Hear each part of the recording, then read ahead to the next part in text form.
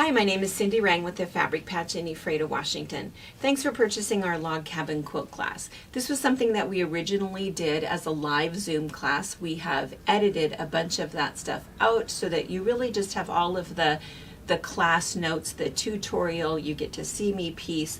And I talked to you about the rapid strip piecing as well as other variations, including the pictorial, the size issues, and even the courthouse steps. And we also did some curved log cabin piecing, and you'll see a separate video for that on our YouTube channel coming up soon. After the class, if you have any questions, be sure and give us a quick call or shoot us an email, and we'd be more than happy to help you out.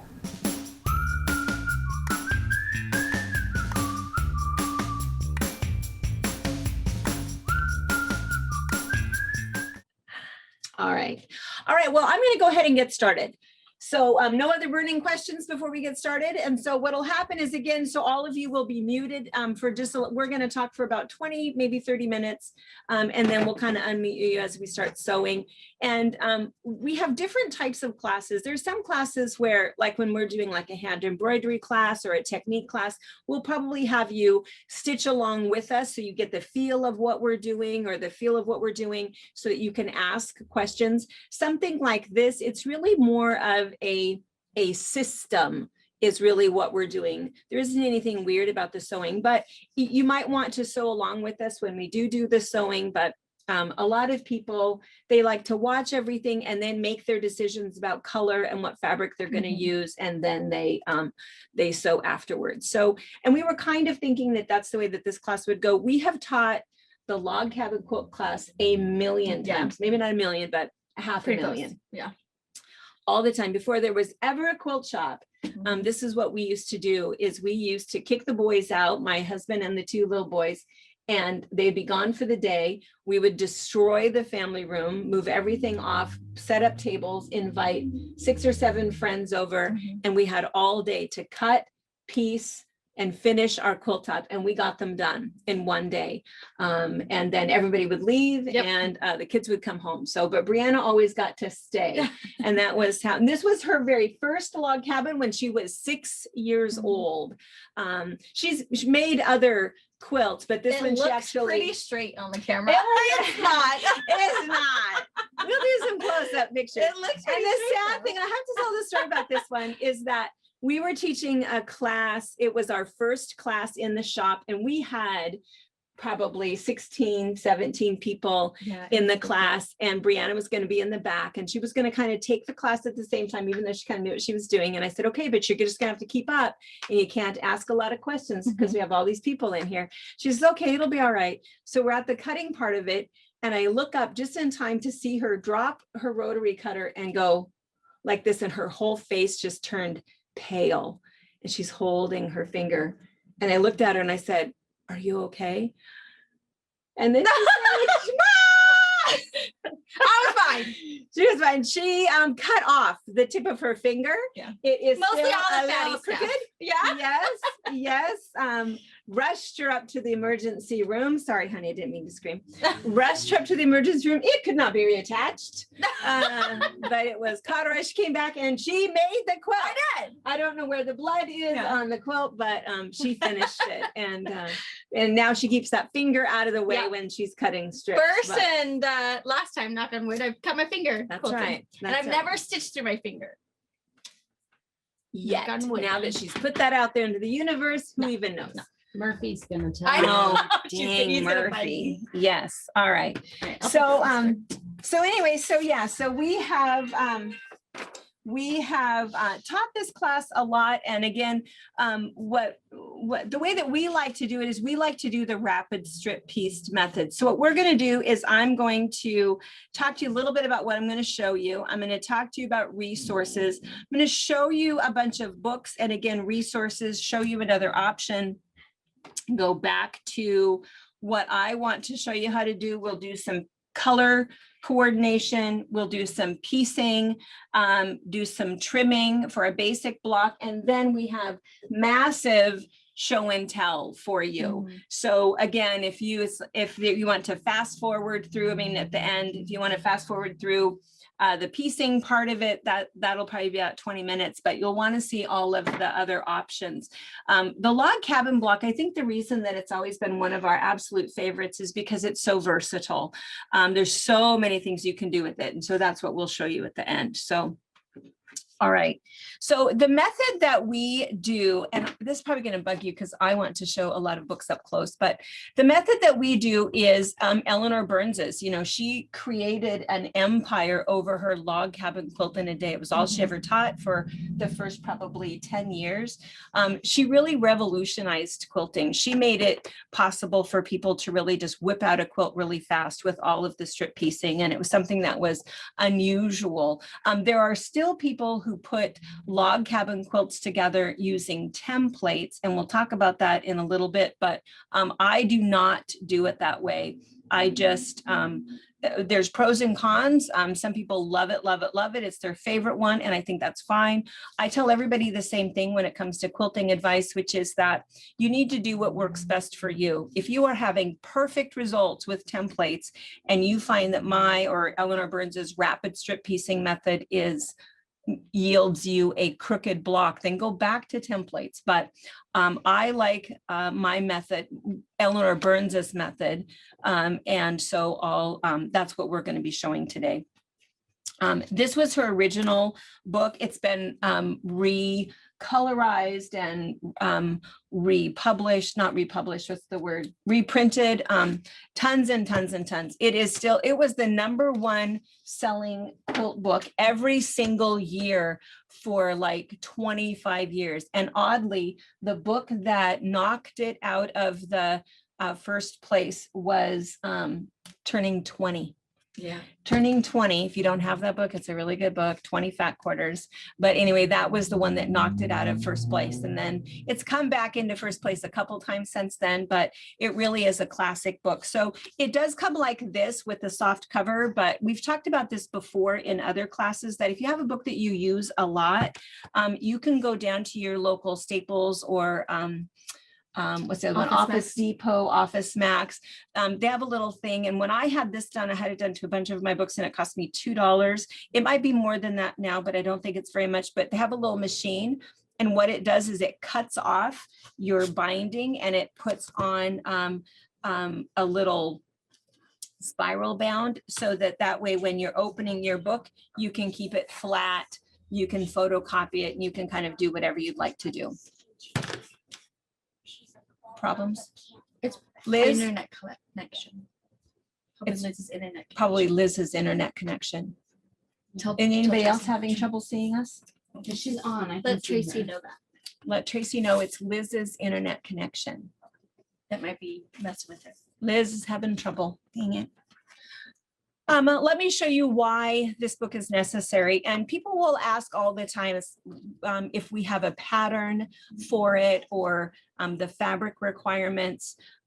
We don't. This is an $18 book and they're going to get a coupon, right, to be able to get 15% off of all of these things that we're going to show you if there's anything that you need. So it's an $18 book and then another 15% off of that.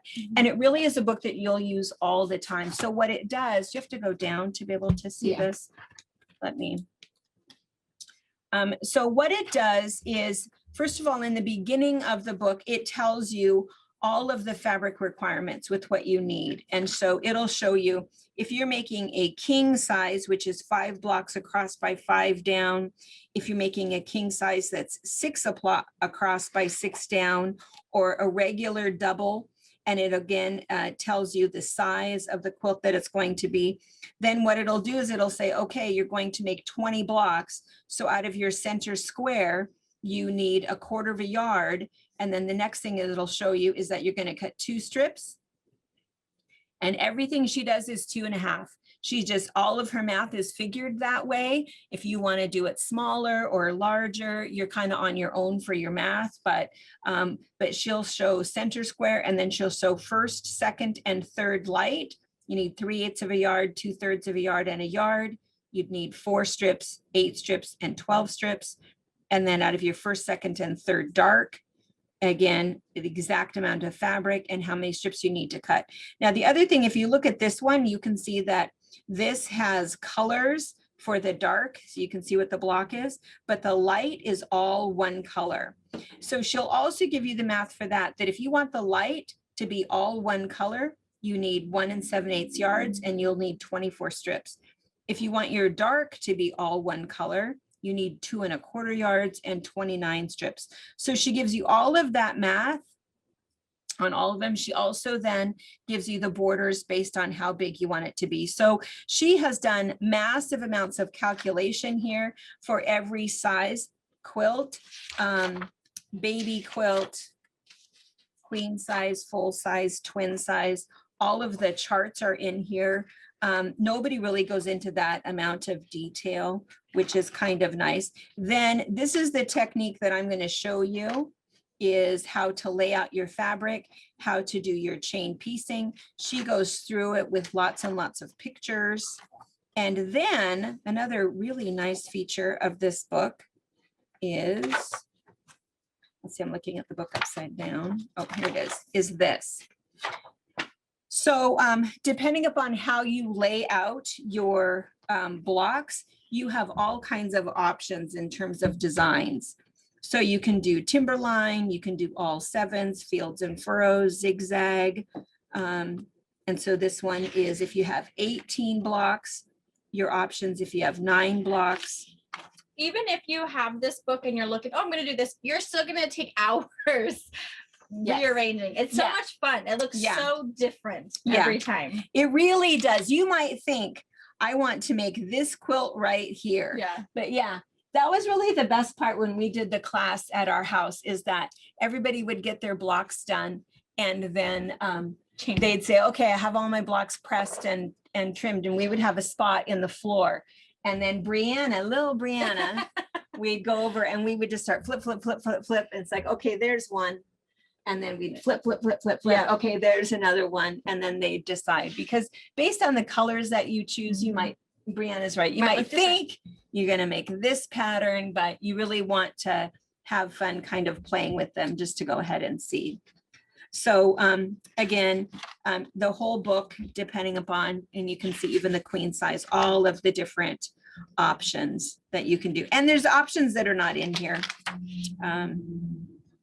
I love this one, positive, negative, but lots and lots. So anyway, so it's a really good book. And then she also talks about quilting, different ways to go ahead and finish your quilt. So she talks about machine quilting, hand quilting, stitching in the ditch. So it is a really good book. Again, it's only $18. I think that anybody who thinks, who wants to do a log cabin quilt, I think that this is an important book to have. It has all of the math and you'll always hang on to it. My second favorite book, which is also still in print, is Log Cabin Variations. This one is kind of nice because it's a lot of the things that I'm going to show you. And it, again, explains all of those things and has a lot of really good pictures. So this one, I have one that I'll show you here in a little bit. This one is just kind of fun because you can see. Can you see that pretty well? Am I messing with you? All right, so you can see that the way that this is laid out, here's our dark and our light block, here's our block. So the way that it's laid out, it creates this background that you can put anything you'd like on. You can put applique on. So you'll see I brought a quilt that where I did that exact same thing with 9 applique blocks. And then this one, what was this picture of? Oh yeah, this is fun. This one is a wonky log cabin. And so what this block is, if you look at this, and we'll show you a version of this, where whatever weird strips you have, you could either do this by squaring things up and trim and turning it a little bit, and we'll show you that. Or if you have strange pieces left over, maybe some 2-inch strips and some 2 1/4-inch strips and some 3-inch strips in various colors and shapes and sizes, you can throw all of those together. And as long as you're squaring those blocks up to the same size, you end up with kind of an interesting quilt. In this particular book, what she did is she then offset them. So you can see she just did a row of blocks and then she cut some of them in half, so they were offset a little bit more. But it really has a very sweet, kind of old-fashioned piece to look to it. I really like a quilt like that. We have one of these done and Brianna left it at her house, but what we'll do when we We won't be able to attach it to the video when we send that, but Also we'll another send you guys a picture of it because it's pretty cool. And then this one, this is kind of fun. This isn't one that you'd see in Eleanor Burns, just because what they did here is this is kind of like the positive and negative, where it's really two different blocks that are kind of put together. So see here, all of the dark are going together, and here all of the light are going together. So it's kind of an interesting view. And then here, this one is, I think they call it thick and thin. We call it curved log cabin piecing. And what it is, we'll show you this up close, but this is where if you have pieces that are 1.5 inch, and in this example, the dark are 1.5 inch and the light are 2.5 inch. And so what it does is it creates this curve. And you might find patterns where they might modify it, and some will have thick dark and some will have thin dark to be able to make the pattern that you want. But it has a really cool effect to it and creates that really unique curved piecing without actually doing curves. So the name of that book is Log Cabin Variations, and it is an inexpensive book. It's a $12 book anyway. There's 9 different log cabin projects in there. And so it is kind of just a nice, if you like the log cabin process, it's kind of a fun one. I think this one is out of print, right? We checked. That one is out of print. This one is out of print. This one was just one out of my library, but I wanted to show you again that whole idea of that crooked log cabin. So it's not just the idea of having strange pieces as you're going around, but you can see there's really no color coordination. There's not necessarily a light or a dark. And in the centers, sometimes it's a little square, sometimes it's a big square, sometimes it is a flying geese, sometimes it's a what's that called? Quarter square triangle. So it's just kind of a fun look. I really, really like it.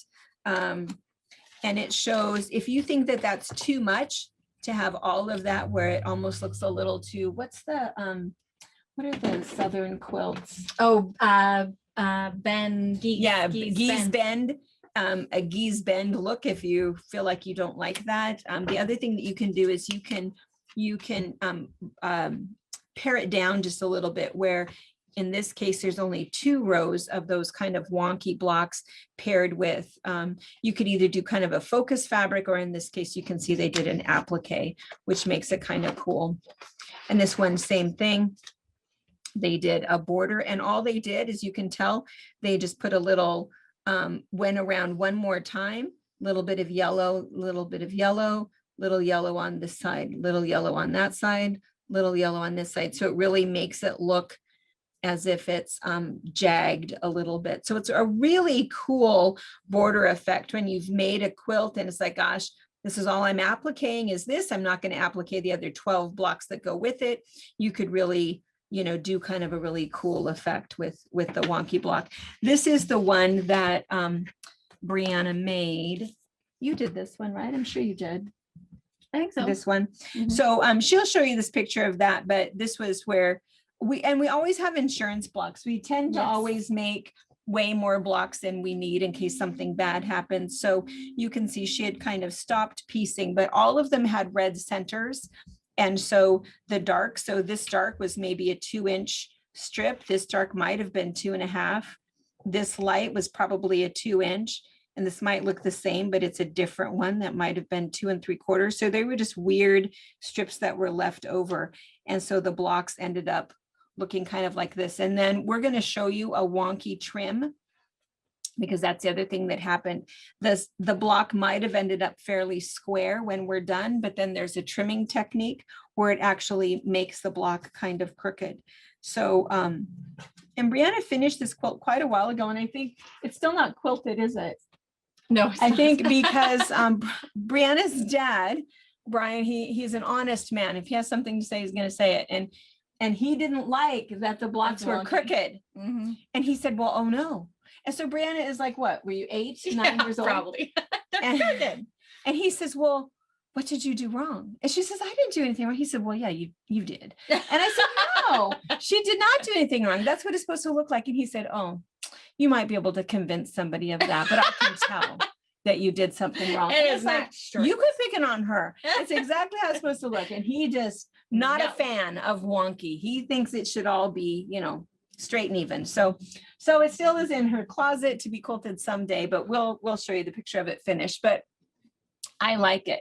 I like something that is, I like something that's unexpected. I tend to do that on purpose. And so I prefer that.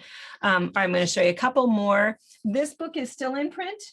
Yes, it is. Okay, so this one is kind of good, but this one I'm going to show you. This is an example. She talks about cutting things up into units.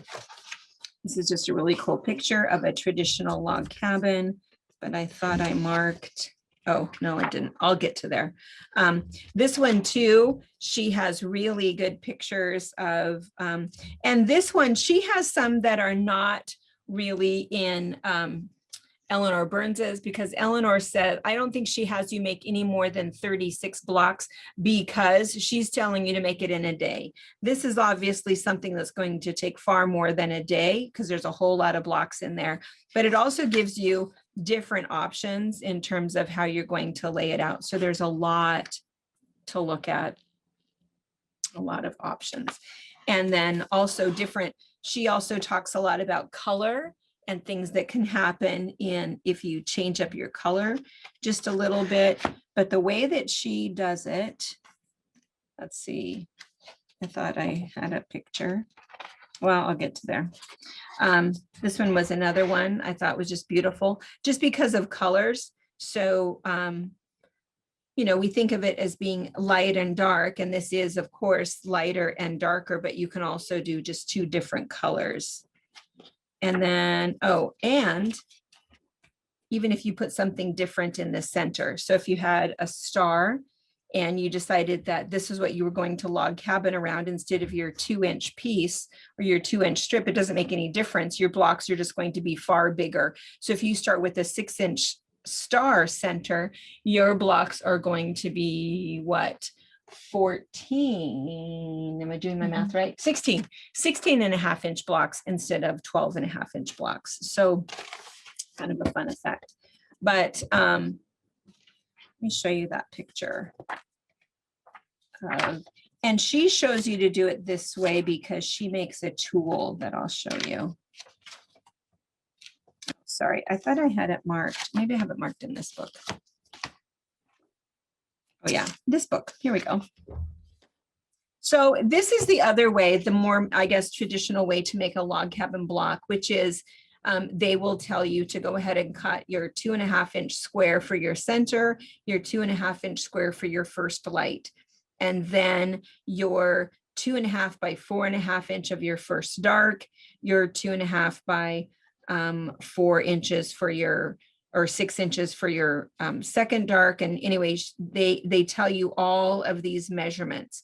And after you've cut all of those little units, then you sew them in order, just like she's showing you here.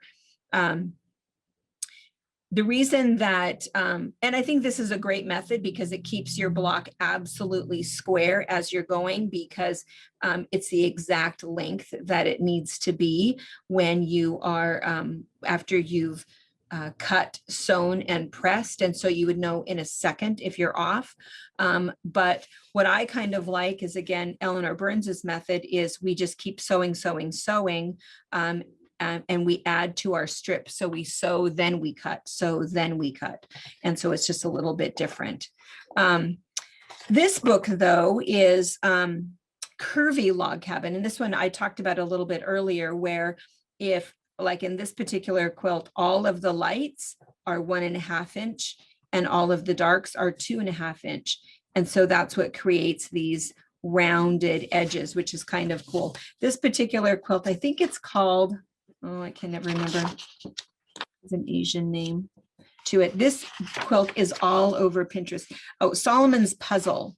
Solomon's Puzzle. Yeah, you see this all over. People make this all the time, and they'll on Instagram all the time on Instagram. And oftentimes you'll just see one square of it, or obviously in this case, they did 4 of them. So it's really very striking because this is just 4 blocks, right? So all of these, so here's your light, thin ones and your thick, dark ones.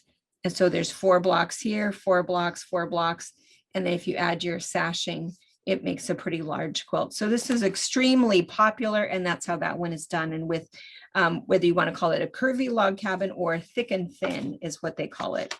This one is another one, maypole, very popular. You see this one a lot, kind of fun, done exactly the same way. It's just the way that it's arranged. This one was the one that was on the cover, ripples. And then this is one where there's alternating blocks. So there might be a quilt that you'll make where the light are thick, and on half of them, the light is the thin one. The dark is thin or the dark is thick, and it'll tell you make 24 of these, make 12 of these, and you end up with a quilt that looks like this. But when they're constructed, we construct them the same way. Question? Debbie has a question. She says, if you have smaller blocks, like 6-inch blocks, does the math still work? 6-inch blocks for your center or for your finished block? If you're talking about in your center, again, when we start doing the piecing, you'll see that it can vary so much that it can be whatever you want it to be. And so there isn't really necessarily any rules. The only time that there's specific rules about math is if you are buying all of the fabric you need for one project. It has to be a certain color, a certain fabric. Then you want to be a little bit careful to make sure you have enough fabric. Otherwise, I tend to kind of do a lot of scrappy projects. If you're talking about 6-inch centers, then she was talking about size. Because she wanted to do a 6-inch block. Yeah. You're going to make a whole lot of blocks. Yes, you'll be a whole lot of blocks, because if you're making a 6-inch block, a row of 10 blocks is still only 60 inches, right? A row of 14 blocks is going to be 84 inches. So if you made 140 blocks, you would end up with a quilt that is 60 by 84. So they'd be beautiful, absolutely beautiful, stunning, but it's going to take you a while to do all of those. But yeah, 6-inch blocks would be beautiful, stunning. But yeah, so the math would be a little bit different in terms of how much fabric you need and how many blocks you need. All right, that last one was curvy log cabin. One last one I just want to show you, because I think the reason that we show all of these pictures and we show all of the trunk show stuff is because it is amazingly versatile. You know, we used to say this all the time when people would come to our house, is that if you only ever want to learn how to make one quilt, make a log cabin. Yep. Because it will serve you in everything. If you want to make a gorgeous, elegant wedding quilt, if you want to make a fun, happy baby quilt, if you want to make a graduation quilt, and if you always want your quilts to look pieced and like, you know, you really worked hard at it, it's a log cabin. But it really is the Rice Krispie treats of quilting. It really is nice. So this one is a fairly new book. Is it Moda? I think it's the Moda Designers, maybe. Yeah. And so one I feel like I can't get more of. I couldn't find it. Oh, so this one we might be down to maybe what do we have in the stock? 3. So this one, and this is kind of fun. So this is probably, can we see this up close? This could be, if you look at all of that piecing, if you're doing 6-inch blocks or 8-inch blocks, it might look something like that, where you can really see lots and lots and lots of strips, because in order to get a quilt, small strips of any size, there's a lot of blocks in there. Was that the only one I showed in there? Oh yeah. Oh, because this is just really fun. There's a lot of beautiful log cabin quilts. And this one here is a thick and thin or a curvy one. Oh, there it is up close. The other thing too with the log cabin is we think of log cabin as just being half, but at the end, when we do the trunk show, we're going to talk about what if we were to go all the way around. There's quite a few in here that are like that. The other thing that's in here is a courthouse steps, and we're going to talk about that. And because a courthouse steps is a log cabin, you're just changing the order that you're sewing everything. And we'll talk about that. And there's another curvy one. And then this is a log cabin, but it is just rectangular. I mean, and somebody will make that and call it something different, but the technique itself is still like a log cabin. All right. Okay.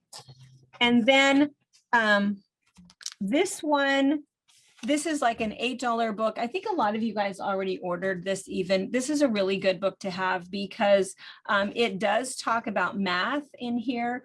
It does show you a few settings, but and it does also talk about curvy log cabin. It also talks about courthouse steps.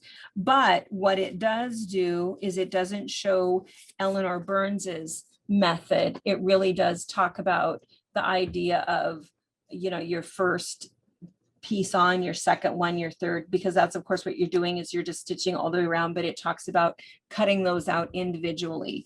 And so as it tells you how much fabric you need and what, see, and there's your log, that's the difference between your log cabin and your courthouse steps. It will tell you, oh, and it also shows half log cabin. We're going to show you that one also. Yeah, but it talks about each one of those pieces and what each one of those pieces should be in terms of measurement. So it's the more traditional method, not Eleanor Burns's, but it's a good reference to have. And then we'll come back to these when we do show and tell. All right. Okay, any questions? How's everybody doing? We're good. All right, and we'll come back to these after we. All right, so we'll take just a second for me to clean everything up. And then when we do your email that has this video on it, so you can rewatch it, see what you missed, or if you had to dive down out early, you'll also get your coupon to get discounts on the books and the notions we talk about. I'll link where it is, but I'm started a new category. So if you go into classes where you essentially signed up for it, there's also going to be a category called featured class, books, notion, and other good things. That will have, so if today's class, you know, it'll be all about log cabin until we go to the next class, which I think is our machine embroidery lesson. So those will change depending on what class is happening right now. And your coupon is good. We make it 2 weeks. So that's nice. Or a week. I mean, I don't know. It doesn't matter. 2 weeks is great. We give you plenty of time to decide what book you want, how you want to get it, where you want it. So we also have ordered some more books in, knowing that we only had like one of the curvy log cabin. We have a couple more coming in. So we probably won't ship your guys' orders out until probably Monday. Anticipating that the books will arrive. So take the weekend, order some today, say, hey, still shopping. We can add your Friday shopping into it. So feel like you have plenty of time to decide what you want. Some things are limited, so make sure you keep that in mind, but you have plenty of time to shop, make decisions. And the other thing that we always do, I hope you've done this, if not, you should throw them in there. Whenever we teach a class in the shop, we think of the things that you also need if you're taking the class and making a quilt, is you would need probably a new needle, you would need some Aurifil thread, and you would need probably a new blade. So we should make sure that those are, we'll add those to that. So you can get your 15% discount off of those basics that you need for your class. So, all right, so what I have, what I'm going to make my sample blocks out of today is my stash. And that's typically what I do. Every once in a while, if I'm making something special, I will go shopping for that very specific fabric, very specific color. But I really like a scrappy quilt. And it doesn't have to be super scrappy, but but it's seldom out of just 4 or 5 fabrics. Or in this case, I think if we think of our 3 lights and our 3 darks in our center, you're looking at really 7 fabrics. And in fact, for me, if I'm doing a bunch of purples, instead of doing 3 purples, if purple is my dark, I might find 20 different purple scraps and cut those up so that it's still going to be purple, but it's going to be all kinds of purples. And maybe on the other side, if it's going to be peach, same thing. Instead of picking 3 specific lights, I might have all kinds of peaches that I might even buy a couple new ones, but I'll use up things out of my stash. I think that for me personally, when I look at a quilt that I think is visually interesting, it's because there's a lot of different speckly colors all over it. And there's a lot to look at, and it's not as planned. It's not as what's the other word I'm looking for? Expected or anticipated. So that's for me personally. But what I always tell people is just go to quilt shows. Quilt shows are going to start happening again because we're, everybody's getting immunized, everybody's out and about. When you go to quilt shows, and if you're looking on Pinterest or Instagram and there's quilts that you like, keep pictures of those and ask yourself what it is about that quilt that you like. Is it the color? Do you just love every quilt that's blue? Or is it the simplicity of it? Do you really like solids and only 3 or 4 colors? Or is it the unexpected range of colors that are in it, something that can be a little bit more exciting? But see what your aesthetic is and see what it is that you like to do. I know for me personally, I like it to be unexpected and kind of scrappy. So if you've watched my video about how I organize my sewing room, you know that I have 3 different bins of strips. They might be strips that I've cut up because I was done with a project and this was what was left. And they might be pieces that are left over from a jelly roll where I didn't use all of them. There's all kinds of different things. So sometimes if I'm going to make a quilt, I might go through here first and find things that I think go together. And I'll see if I can find enough. So that might be the first thing. And if I can't find enough, I might go through, grab a couple other pieces, either out of my stash or at the quilt shop, and cut those up until I have something that I like. So what I did for us today, I just wanted to show you a couple options. And so what they talk about when you're doing your log cabin is they talk about, I'm going to look at this quilt back here for a second. Lizzie came to join us. Yeah. That's okay. You guys see Lizzie? Yeah. Can they see her? It's my sweet little dog. Thank you, sweetheart. They're looking at you, so behave yourself. Yeah. Don't behave yourself. Okay. So, so what we start with is we start with a center. And so typically when we only see our center here, you usually want to also put it somewhere in a border so that you can kind of draw that out just a little bit. And then you have your first, second, and third light. Or again, we talked about earlier, it could be that all of your lights are all one color. Maybe you want all of it to be white or all of it to be black or whatever you want, all one color. And then here, I think, does it look, can you tell that there's 3 different colors? Not really. So yeah, it's very blended, very blended. So she picked a first, second, and third dark. And the idea is that you get just a little bit darker as you go. But I have to say that that's what everybody says, is that lighter, medium, and darker light, medium, and darker dark. But I feel that always confuses everybody. It's like, what do you mean by a light dark? And what do you mean by a dark light? And all they're really saying is that just get a little bit darker as you get out and just get a little bit darker as you go out. But it doesn't really have to be that way. It doesn't really matter. It's just that if you're doing one of those intricate patterns where there's a lot going on, you're going to want that texture and that shade as something gets darker. But what will happen is, I'll show you a picture of a quilt a little bit later. I'll have Brianna find it while I'm sewing, but if your third dark is too dark, you end up with a line is what happens. Instead of it kind of coming out like this, you end up, what you would have is a plus sign here. And we'll show you a picture of what we mean by that. And again, for me, that's why for me, what I would kind of like is all of my darks are just mixed up.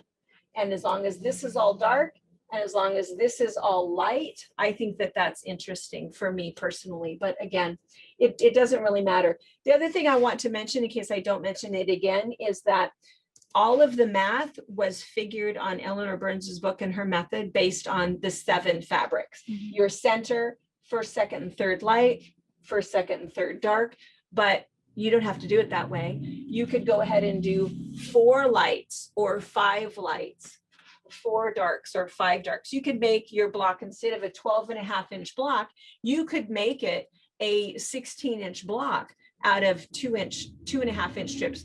You could make it all out of 2-inch strips. We had one gal that would come all the time to our house in Peace, Angie, and she wanted to make them fast. She wanted to make sure she was done, and she only wanted to make a dozen blocks. So she cut 3-inch strips. So she cut 3-inch strips instead of 2.5. She only made 12 blocks. She always arranged them in all 7s, and she ended up with full-size quilts. Yeah. So, and she was always done. So you can do anything you want, any variation, once you understand how that process works. So knowing that, if we look at my fabrics here, what I picked is I kind of picked green and blue, but I also like purple. And who is on there? Debbie. We are going to do a color class at our retreat next month. And so we're going to talk about this. This is an analogous color combination. And there's lots and lots of things that you can do with color, depending upon what you want. And so for me, this could be a light, medium, and a dark green, even though there is some blue in here, which makes it kind of fun, and a light, medium, and a dark blue. The other option is I could even mix it up a little bit more, because this dark green has some blue in it, which I think is kind of interesting. This dark blue could have some green in it and some purple in it. I could even make it a little bit different by making it a little bit darker here and using those 3. This piece that I picked is light blue here, but if you look at the strip, it has pink in it. So if I were brave enough, I would leave that pink where it falls in the quilt, but I would not. I would cut that part out in my strip piecing, and I would not leave that in there. But you know, you can kind of mix things up. And that's why for me, I would either sit here and go over this for far too long, and then I would end up making a sample block to see if I really like it, and then maybe adjust a little bit more. Or that's why for me, I'm just going to pick a whole bunch of greens and a whole bunch of blues, put them together. And if every once in a while something is kind of a greeny blue, to me, that seems kind of interesting. So that tends to be what I do oftentimes. So I'm going to move this back though. And for our class today, I'm going to stick with these, and I'm going to cut that pink out. All right. So if you're doing scrappy, you know, you can even come up with layers. You know, if maybe you're doing something out of 30s fabric or something, and you've got some all white on this side, and you've got some yellows and some pinks and some blues, you'd stack all of these up, either have a whole bunch of strips, or again, if you have Eleanor's book, she would tell you right here, this is where we're looking at, we need our first, second, and third light. We need, let me put my glasses on, 3 strips of the first light, 6 strips of the second light, and 9 of the third light. And of the dark, our first, second, and third dark, we need 5 strips, 7 strips, and 10 strips. So that's what you would have out when you're choosing or when you're cutting your strips. And again, if you want to make sure that your quilt ends up the size that she's telling you, all of that math is based on 2.5-inch strips. All right, so we're going to pretend I have all of my pieces picked out here, all of them stacked up for the size that I want. I tend to always start a project with a new needle. I might make 2 quilts with the same needle. Yeah. Okay, maybe sometimes 3, but I try to change your needle. Your needle is so inexpensive. It's less than $1, because what is it? $2.95 for 5 needles. And it's something that really does make a difference with when you're sewing. If your thread is breaking a lot, or you hear a lot of popping and you hear that needle going through, then your needle is dull. The other thing is that in terms of thread, I use only a good quality thread. A lot of us have thread that's been around for a long time. I have some thread on cotton thread on old wooden spools that belong to my grandmother. I love looking at it. It makes me think of her, but I would never sew with it. Cotton is a perishable item.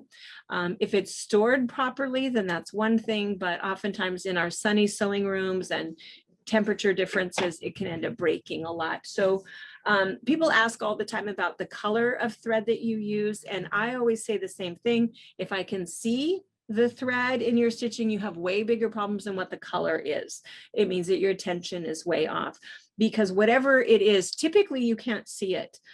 So if you can see your stitches, make whatever adjustments you need to make sure that your stitches are close enough together and your tension is correct, because I think I have a banana color in here. Really, with this, I would go ahead and use a gray color, but I want you to see that you're never going to see the color of my thread anyway. But that being said, I think I always sew with banana, white, black, gray, and sometimes some taupe. I have every color just because, you know, I'm that kind of person, but I don't sew with all of those colors. The other thing too is that your iron, I like to press. I think it's important to press after you've pieced your quilt block, because that's what helps us to make sure that our seams are open and our size is correct. This is a technique where you could press at the end. Sometimes I do, sometimes I don't, but I notice that pressing makes a huge difference in the quality of my block and the quality of the size of my block. And we'll talk about that as we go. All right. So what you're going to do is you have your machine ready. What we'll do is we're going to set up a little workstation on this side over here of our sewing machine. So we're going to start with our center square. I picked purple. And then we're going to do our first light. And remember, for me, it was this one. And then we're going to do our first dark, which was this one minus the pink. And then our second light and our second dark. And then our third light. And finally, our third dark. And again, if for some reason you just want to put 4 colors in there, you can do 4 colors in there. It doesn't matter. It just means that it's going to change the size of your block. So can they see that, how that's all laid out? All right, so then what you're going to do is you're going to just work from left to right. So what we're going to do is we're going to start with our center strip and our first light. And for one strip that is width of fabric, salvage to salvage, you will end up with 17 blocks. We just happen to know that because we've done this. Like I said, was it 1 million? Was that what we decided Yes. the magic number was? 1 million times.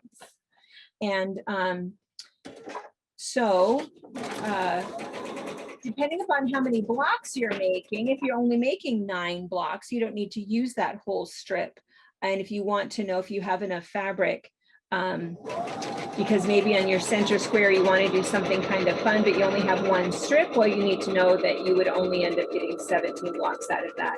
This is also the part where, and I'm only going to make a couple of blocks, so I'm going to go ahead and cut mine right now and not do the full strip. Oh, do we have a rotary cutter back here? Maybe not.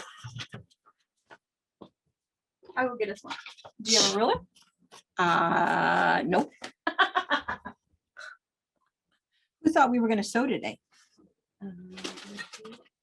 This is, no, I have the big ruler right there. Okay, Here's your little guy. This little guy. Sorry, that's okay. I'm going to put those back down there. So this is also the part where if you had decided that you wanted to do something else for your center blocks, you would just stack your center blocks there and you would do the same thing.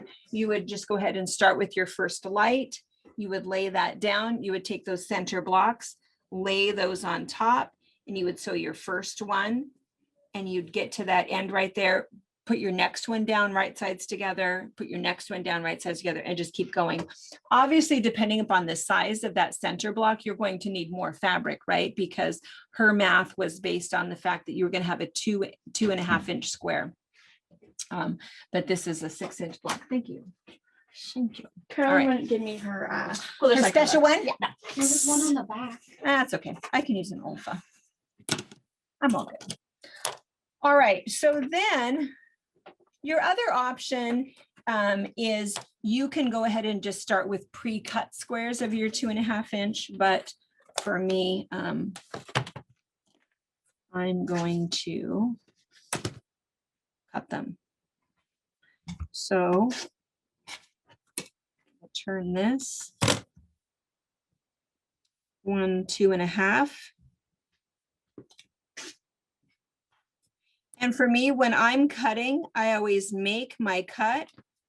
And before I move the ruler, I make sure the cut went all the way through. Because sometimes somebody will cut, and when they cut, if you're holding your, let me turn it so you guys can see it.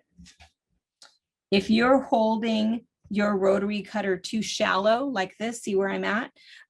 I don't have enough depth. Oh, sorry. Can you see it now? I don't have enough depth in my blade to be able to cut all the way through. So you don't want to cut like this. You really do want to tip it up. And what that is for your finger to be able to put pressure there. So once I have lined up my ruler to see where I'm at, I'm going to put my pressure there, tip up my rotary cutter and cut. And then just make sure that it's all the way through, because otherwise, you know, if you don't cut all the way through, let's see if I can demonstrate that.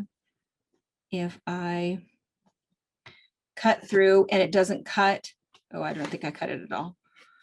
And then you go to cut, and then you see people that'll be slicing back and forth. And then what happens is the block is really not, it looks like something that somebody has chewed up, and you don't want to do that. All right, so let's see how many blocks I got out of this little strip here. Whoop. Perfect. Okay, so I am going to start with 1, 2, 3, 4, 5 blocks. So I've cut all of these. So what I have is my center purple and the first of my first light. So let's look up here again for just a second. And what you see is that here's my center and here's my first light. The first light you sew on twice, right? So we've got first light and then we've got first light. So we're going to sew it on twice. Here's our first dark. We're going to sew on this piece and then this piece. Our second light, 1, 2. Second dark, 1, 2. And on and on. So each time you're going to do it twice. So when you're done with that first light, you can see I folded it back up and I put it back where it went. And now my dog is right in the way. Did you think I was not paying any attention to you? At least she's not hitting the pedal. Right? Sit with me. Pretty soon she's going to start moaning her displeasure. Yeah. Oh. Okay. So what I've done is, and you'll start to see this. At first it might not make sense, but you'll see it by the time I get through, it is just, and maybe some of you guys, are some people sewing with us? Not very many, and that's okay. You'll see that what's happened is there's going to be a rhythm of what's happening. So my last color on is on the top. My seam is towards me. We know this is the last color because my center square is always block number 1. So the last color is on the top. Seam is towards me, and I have a little stack right here. Probably can't see those. They look just like this, right? And I'm going to slide them right over here. Now, oh, did you hear it? Did they hear it? Here's our first moan. Oh. Okay, so here is my first light. I happen to be using batik, so of course I don't have a right or wrong side. Just nice little easy way to make sure we don't mess up, but otherwise it would of course be right sides up. So now what I'm going to do, I'm going to put them up here, maybe then you can see them. Can you see those a little easier? So here they are. Last color on is on the top, seam is towards me. I'm going to pick up from that right upper corner. I'm going to do it this way every single time. Right upper corner. I'm going to lay this down. And without pulling it or anything, I'm just going to go ahead, 1/4 inch seam always. And I'm going to sew that down. And I do flat seams towards the dark. I'm going to stop right at the end. I'm going to stop with my needle in the down position. Get my next one. Right upper corner, lift it up, put it down, right sides together. And I do flat seams. Some people do dress seams, and what dress seams are is that when they get to here, what they'll do is they will open that seam up like that. I tend to not do that. I think some people do it because they don't like all of that bulk if they're going to hand quilt or machine quilt. Stop with my needle in the down position. Pick this next one up, right upper corner. Tuck it right in there. And on a FAF machine, when I stop with my needle in the up position, the needle in the down position, the presser foot will lift up ever so slightly. I'll show you that. Can you zoom in and see that? See what'll happen is when I get to the end, I tap my foot, needle went down, and see that came up just a little bit. It's kind of a cool feature. I'm gonna grab the next one from the right upper corner, and then that way I can tuck this right down there. We're gonna pretend that I did all, well, in my case, I only have 5 blocks, but if you have 24, 25, however many you have, you'll go through a couple of strips. So as soon as you get to the end, you'd still have more blocks left. You just grab your next strip and you just keep going until all of your strips are all sewn down. And so then what you're going to do is you're come over, and this is what we were talking about, that instead of cutting all of your pieces all into specific units, all I'm going to do now is I'm just going to cut these apart. So all I'm doing is I'm just cutting in that little space in between the 2 blocks. And then I'm going to show you how Eleanor Burns would do it. What she would do, now technically I have all of my first light on, right? So here's my center, first light, and the second piece of my first light. What she would do is she would stack them. The last color on is on the top, which is our second piece. Seam towards us. Last color on the top. Seam towards us. Seam towards us. Seam towards us. Huh? Did we hear it again? She moved. Like maybe see it. And now, and she would not press. Now, the reason she would not press is, if you know Eleanor's story, she had all those boys at home. She was a single mom. She started teaching quilting classes because it was something that she could do for a job and still be able to be at home with her kids. So the whole idea was, you're going to make this quilt and you're going to go home. So she wanted it to be done. So she pressed afterwards. So we're going to do a few, and then about halfway through, we're going to stop, and I'm going to show you a little variation to that. So I'm just going to slide these all down. They're still in order. So I happen to know that my very next one on is going to be my first dark. So I'm going to grab this. This is where that weird pink is. I'm just going to show you how I would avoid that pink. So I'm going to do it this way. So I'm going to lay this down right side up. And then I'm going to grab my fabric, the right upper corner. I'm going to lay this down. Now, this is where, with Eleanor Burns, because we just kind of rough cut those apart, what will happen, let's look at this way. Can you see it if you look this way? What will happen is, you can see that my center square, or always, this first cut right here will be nice and straight. This second one, see how this comes over a little bit? It's because this is just kind of where we cut those apart a little bit. So if you look, you can see that weird little hangover bit on the side. That's what that is. So oftentimes when we're piecing, we think that this edge has to be here and we would put this edge over here, right? If you did that, you can see that you're going to end up with a very wonky block and not on purpose. So what you really want to do is line up with that second line. Now, I don't find this difficult at all, but some people, this just drives them absolutely crazy. They don't feel like it makes sense that this is over, but you're lining this up. And once you have that lined up, you're just going to kind of press up. I'm going to start sewing right there. And my 1/4 inch seam allowance, I'm going to move the ruler, I mean the presser foot so you can see it. So as I start sewing, I'm going to start right there because I'm going to be eyeballing this. So I know that when I get right there, I'm going to be right at my 1/4 inch seam allowance. And then I'm going to stop with my needle in the down position. I'll take my next one, which I'm picking up, oops, in the right upper corner. And I'm going to do the same thing. As I lay it down, I'm going to line it up. Sorry, let me get that out of the way. I'm going to line it up with that purple right there. And then once that's nice and flat on my strip, this is just going to kind of lay up there. And it's going to be wherever it is. Can you see that? Can you guys see that in there?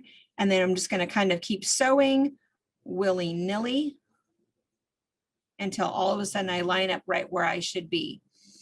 This is the part that kind of drives some people crazy. And it's like, oh my goodness, I couldn't keep my block straight.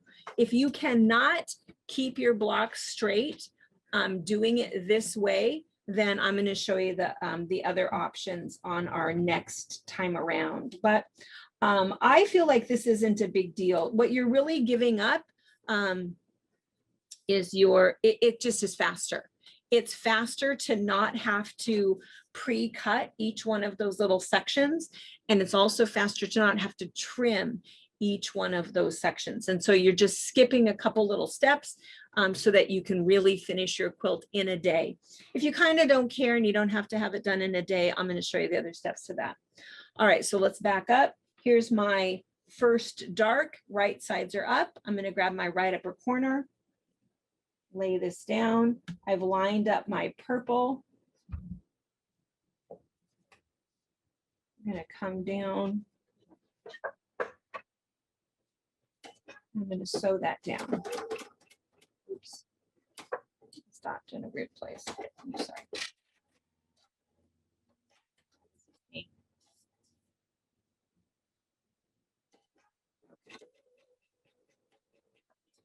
Flatten my seam. And I'll keep doing this. Stopping the needle down position. My little presser foot comes up. I'm going to grab it in that right upper corner. And I'm going to do this with my full stack. So I would have a stack of however many blocks I'm making, 18, 24, whatever it is. It'll take me probably maybe 5 strips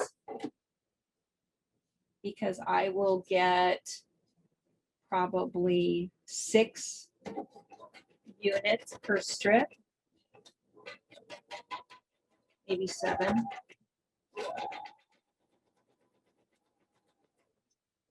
Stop with my needle in down position, do the same thing, right upper corner, line up my rotary cut edge, and keep sewing. Flatten my seam. And I'd keep going. We're going to stop. We're going to pretend we did all of them. We're going to stop. And then again, if you're doing it that rapid strip pieced method, we would just cut this. And you could cut it a little bit closer if you want to, if you kind of want to cut like one of those sections out of there. If you feel like you had a little too much space in there, you could do that. And again, if you're doing Eleanor Burns's method, the last color on is on the top. This was the last one I just put on. the seam is towards me. Last color on is on the top, seam is towards me, seam is towards me. And do one more round her way. Gonna grab my first dark, because again, I'm going around each one twice. If somebody's gonna mess up, this is where they mess up. They think, oh, I got all 24 blocks done, and then they go to the next color. It won't look right. If you, it is something where we tend not to rip, we just kind of tend to, oh, well, let's figure out how we can make it work. But if you really have your 3 lights and your 3 darks, and you're making that pattern, you really do have to make sure you go around twice. So with some people, if you're sewing with somebody who's very young, it might be nice even to have 2 stacks for them to remind them, you're done with this stack, now you do your next stack, so that they're reminded to go around twice.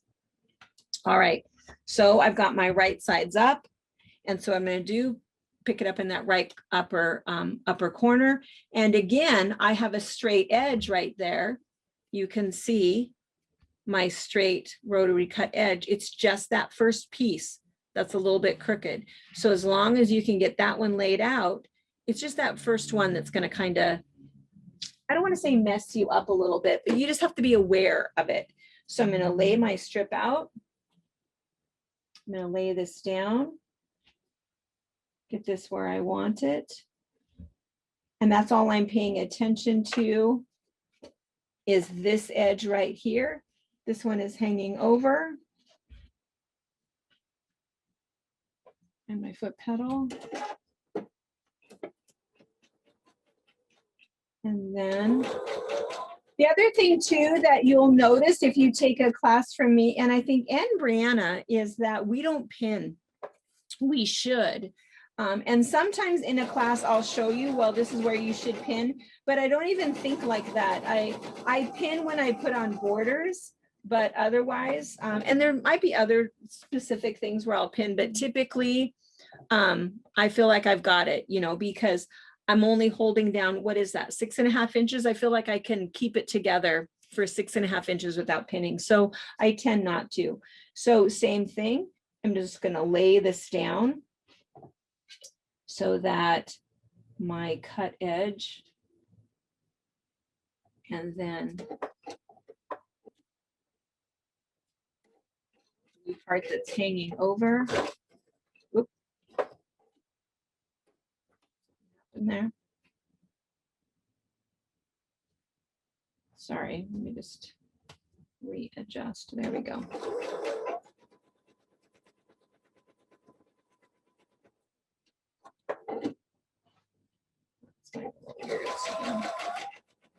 And I just flatten my seams, fold them to the direction that they're going while I'm going. Now, this is that part where that pink is in there. So for that pink, I'm just going to avoid that. I just feel like it's not going to work right in my block. And so when I go to lay this down, if that pink is included, I'm just going to lift up my needle and my presser foot, and I'm going to go past it. Just because this particular fabric had that weird pink on there and not feeling it. And I say that because Brianna, she's like a major pink girl. Totally do it. She'd totally do it. She says, what are you gonna do with that pink right there? Right.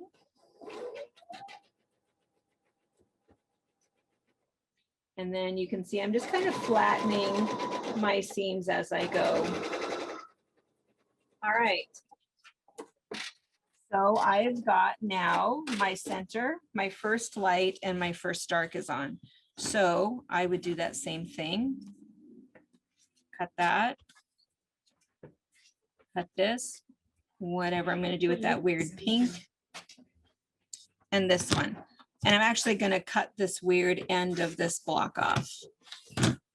Okay, and so then again, the whole Eleanor Burns method is the last color on is on the top, seam is towards us. We're going to take a quick look at this block. Looks like that.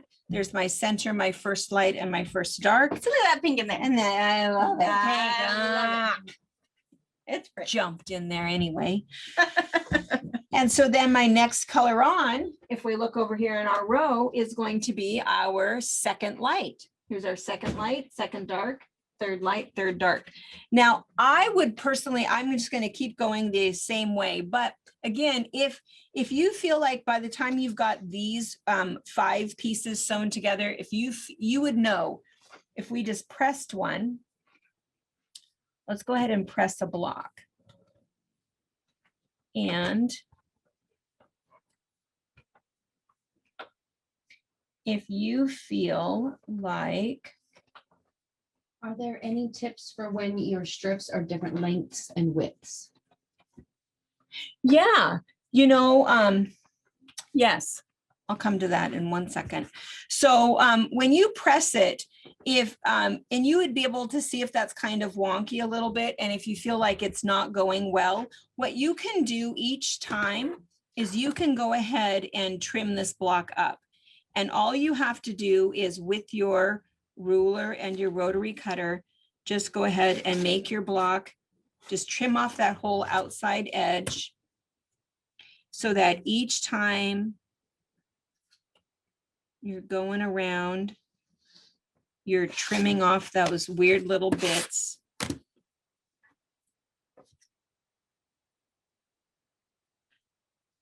Here we go. I have 2 edges there. And then what you would do, you could trim each of your blocks that way.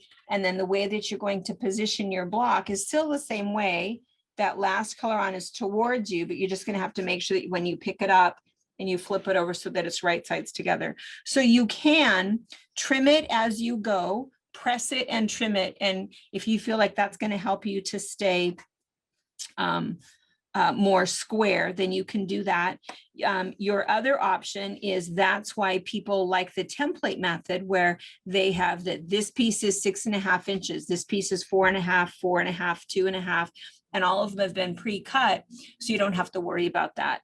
But again, if you're going to pre-cut all of those strips and all of those strips and all of those strips, that's going to take you as long as piecing the quilt. I mean, maybe not, but it takes a while. So that's the whole idea of Eleanor Burns's method, is that you can skip a few steps and make it a little bit faster. So it's up to you, whichever would work to make it easy for you.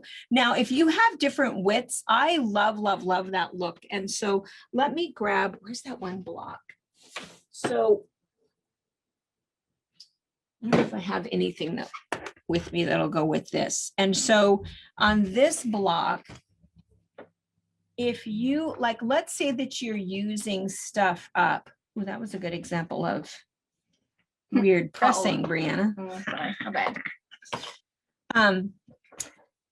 Because we've done that many times where we've taken a bunch of strips, and so we have a whole bunch of maybe, whatever, tan, pale yellow, pastel colors and strips and remnanty pieces that we have in one bucket, and darker, maybe dark floral or purple or brown strips and remnants that we have in another bucket.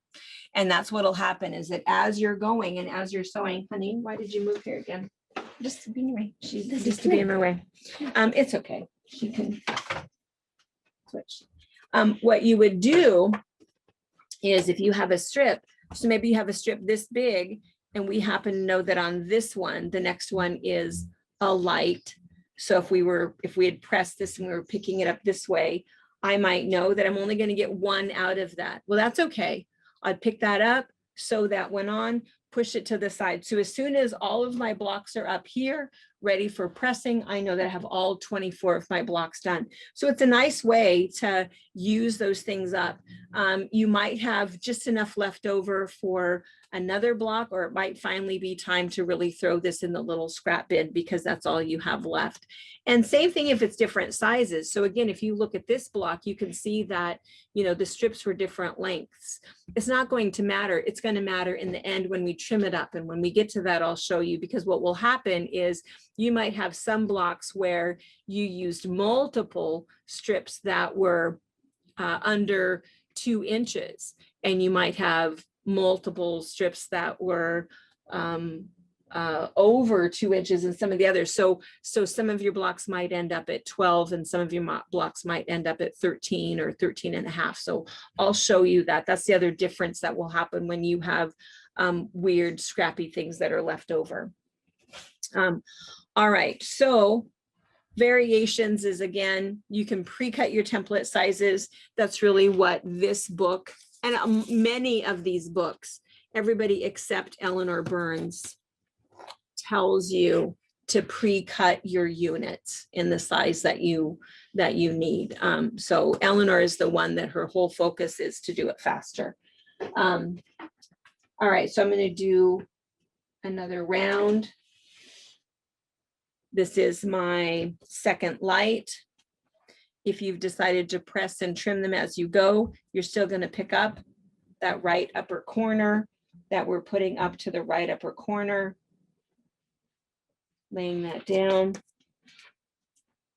The other reason that I really like a fast method for beginners is because what I think a beginner quilter needs is gratification. You need to be able to get that, you need to be able to get that quilt done and say, oh my gosh, that was fantastic. Now I want to do another. And that's one thing that will happen with the Eleanor Burns method is that you'll get the quilt done, in such a short period of time. And the whole time that you're making it, you'll be planning your next one and who you want to make the next one for. And so that's the other reason that I think it's kind of fun. I think when somebody is just learning how to quilt, if something is a little bit too fussy, it might not be as much fun, you know. However, that being said, we also want to make sure that it ends up correct, you know, that you don't have a lot of disasters. And if you pieced a whole bunch of blocks and all of those blocks are crooked and wonky and you didn't want them to be, I would say trim them up wonky and make it a wonky log cabin. It's okay. We used to call that in all of our classes, we still do, a design opportunity. So where you thought you were going to make something fussy and elegant, no, it's now going to be a playful wonky quilt. Or you thought you were going to have a 12.5-inch block and now it's 11.5. Yeah, it's okay. No big deal. Add a border. Okay, so you would just keep going, right? All of your, you know, your 18, your 12, your 24 blocks, however many you're making, you would get all of those done, cut those all apart. And again, you can decide that you're going to go ahead and press. And again, I like to press. Now that I'm not in a time crunch to get something done, I do press. So you can press these and then you can go ahead and just square this up. And all you're doing is just cutting off that little excess bit right there. You can do it that way so that you don't get super confused, or you can just do Eleanor Burns's, which is the last color on is on the top, seam towards you. Last color on is on the top, seam towards you. And then, of course, we're doing every color twice. So here we are again with our second time around of our second light. A little bit easier to lay that one down since it was trimmed.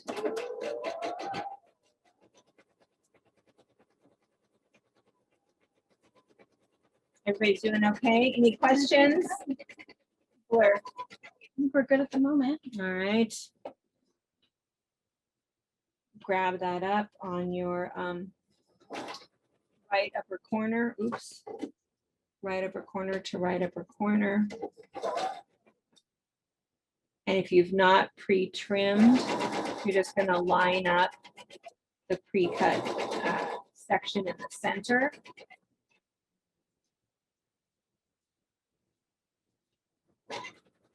And then you can see that I'm nearing the end of this particular strip.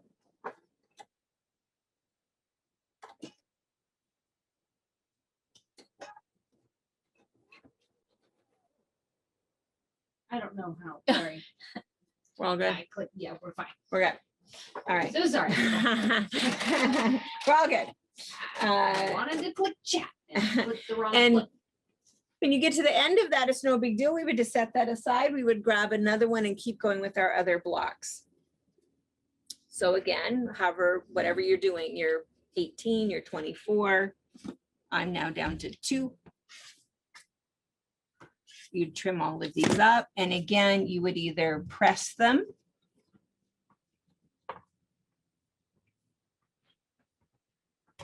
and trim off that little edge.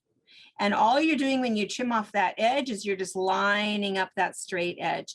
You can see on your ruler to make sure that everything is staying nice and straight. Just get rid of that little guy.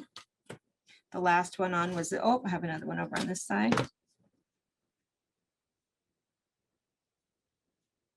Line him up. Or Eleanor Burns's method, last color on is on the top, seam is towards me. I'll lay that up the same way.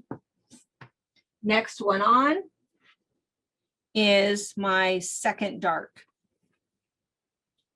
Right side's up, right upper corner to right upper corner. I would line up my center straight line.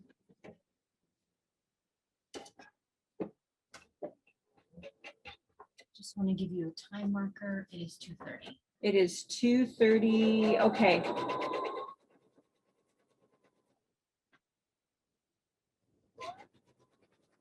We'll be good. We'll be done on time.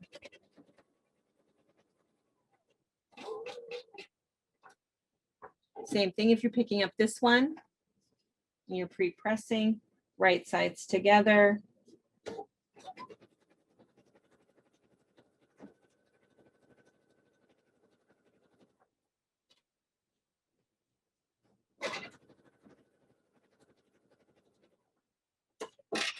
All right. And you would do that again. We're just repeating all 18 or all 24 of your blocks or 12, however many you're making. And then same thing. You're just going to keep, I would do my second dark would go again. And then I've got my, also this one on twice, my third light. And then I would sew my third dark. So my block would end up looking like this. Then after your block, so after your block is done, let me show you a couple blocks that are finished. Now we get to see Brianna's piecing. Yeah. This is 6-year-old Brianna. Look through your blurry Yeah, glasses. blurry glasses. I'm gonna hold that up quickly. It looks like this. Yeah, there you go. There you go. So what happens for most of the time, whenever we teach a class, we usually suggest that somebody do 24 blocks. 24 blocks is really the best number because it gives you the most options in terms of design with your quilt, 4 across by 6 down. It's really a nice looking quilt, or 36 blocks, which is 6 across by 6 down.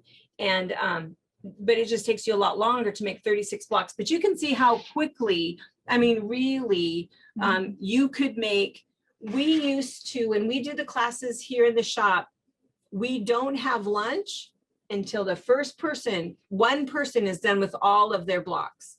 And everybody goes, oh my gosh, what time are we going to eat? Yeah. We know we'll still be eating by noon. Somebody who doesn't yak the whole time that they're sewing will be done with all 24 of their blocks by noon. That's how fast it is. And our classes start at 9:30. So it won't take very long to get all of your blocks done, get them all pressed. And then the next thing is that you want to square them up.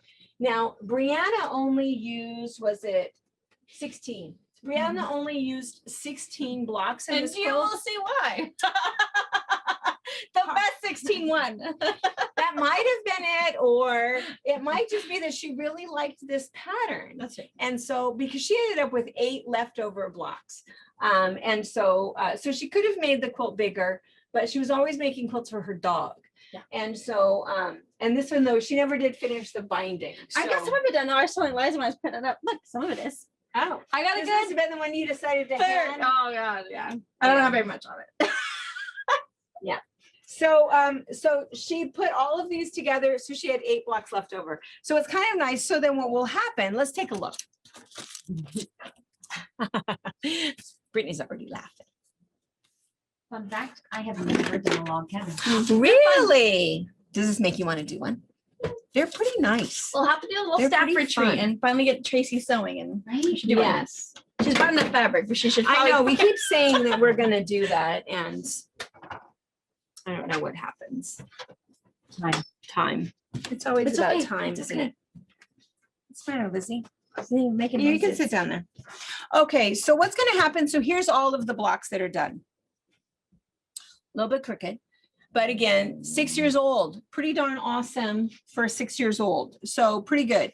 So what we would do is we would go ahead and take all of these blocks and we would press them. And sometimes while you're pressing, that is going to be your first indication that something might have gone awry, but it's not going to matter because You're gonna trim yeah, it something anyways. really went bad on this Yeah. one. Yeah. Yeah, I so I'm gonna followed save her this on one for I'm gonna save that one for a wonky trim. These could all be great wonky blocks. They could be. Really. And so what would happen, oh, this one's a little better. This one's a little bit better. So, and it could be that that's what happened was you only picked. Bless her little heart. Bless her little heart. We'll have But to have Mama a- didn't throw them away. No, I did not. These are special. And so what would happen is you'll square all of your blocks up. So again, when Brianna said, well, you know, we're sort of hoping for a 12-inch block, but maybe it'll be or 12 and a half, but maybe it'll be 12 and it won't matter. And so what I'm going to do is I'm going to look and you can see that this block is 12 inches this way and it is 12 and a half this way. So if you look at this, I have a little bit left over. This is a 12 and a half inch ruler. So it's a little bigger than 12 and a half, but this way, here is my edge and here you can see it's going to be 12. So this block is going to be trimmed to 12 inches. When you do a square up, is there a wet erase? Do we have that green wet erase marker? Anybody that's taken a class with me before, you've seen us do this. If we were going to trim this down, maybe we had a 16-inch ruler, or maybe we were trimming these down to 8 inches or whatever. What I always do is I take a wet erase marker and I just mark my ruler so that I remember that that is what I'm trimming and where I'm trimming so that I don't end up having some weird shaped block. So I'm going to trim this to 12 inches. So what I'm going to do is when I lay this out, the other thing I'm doing, and I don't know if you can see this from where you're at, but I'm also kind of trying to make sure that I can see the block through my ruler. And I'm trying to make sure that everything stays squared up and kind of lined up. And Great way to so see how wonky it is. it is, yeah. So you can see that things are weird, right? But that's okay. She was 6. It's all right. Okay, so I'm going to line this up and I'm going to cut the side and the top. Make sure that's all been cut before I move it. I'm going to turn it, line it up down here on this green. So I'm right at that 12, 12, 12. So here I'm right at the 12.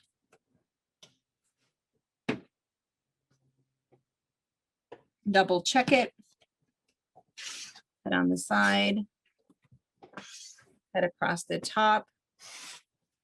And I have this perfectly trimmed up 12-inch block. And that was what we did. If we look up at this again for a second, that's what we did for this one, is all of these were trimmed to 12 inches. And so that's why, you know, now that you look at it again, you can probably see that, see here, this really should have lined up, but we're off by about a 1/2 inch. You know, that one lines up pretty good.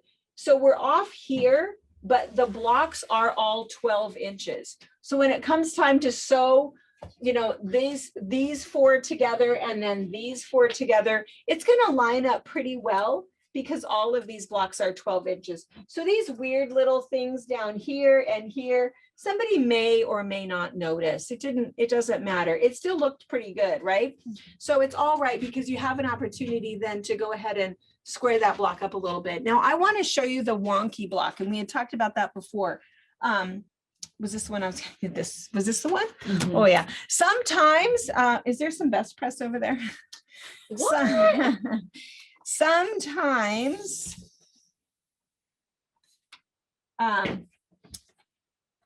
you know, it's, I still would pick this as a fun quilt for a young beginning quilter to do. And who is it that has their granddaughter with them? Regina does. Regina, how old is your granddaughter? Let's unmute her. Unless they're in the kitchen making cookies now. She's 11, but she started quilting. She started quilting with me though a lot when she was a lot younger. Weren't you 6 when we did that first yellow one? Yeah. We did just a strip quilt for the very first time. Oh, perfect. Well, then she'll be fine. So then she would not have a block like this. Can we see this up Probably close? not. Yeah, this and a lot of this with this, Brianna, even when she was little, she sewed fast. Yeah.